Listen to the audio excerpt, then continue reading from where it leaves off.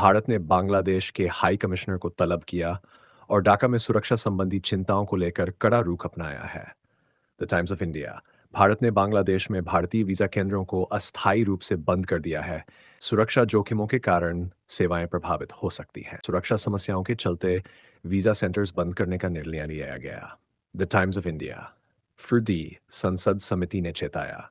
भारत के संसदीय विदेश मामलों की स्टैंडिंग कमेटी ने बांग्लादेश को मंडीनत 70 के बाद सबसे बड़ी चुनौती बताया है, जिसमें पाकिस्तान और चीन के प्रभाव के बढ़ते असर पर भी चिंता जताई गई है। सुरक्षा माहौल को लेकर चिंता।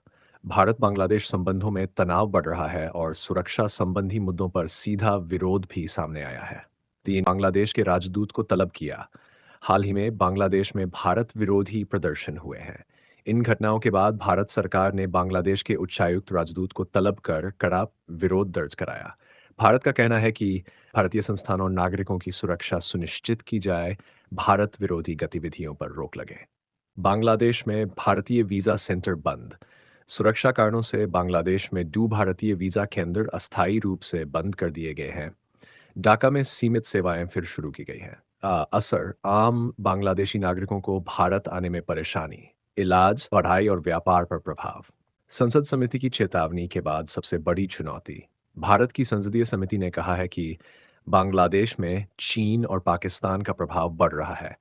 यह स्थिति भारत के लिए NSFZL के बाद सबसे बड़ी रणनीतिक चुनौती बन सकती है।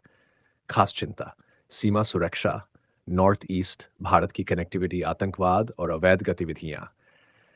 पूर्वोत्तर भारत नॉर्थ ईस्ट पर असर। विशेषज्ञों के अनुसार अगर रिश्ते और बिगड़े, भारत के सेट पूर्वोत्तर राज्यों की व्यापार और यात्रा व्यवस्था प्रभावित हो सकती है। सीमा पर तनाव बढ़ सकता है।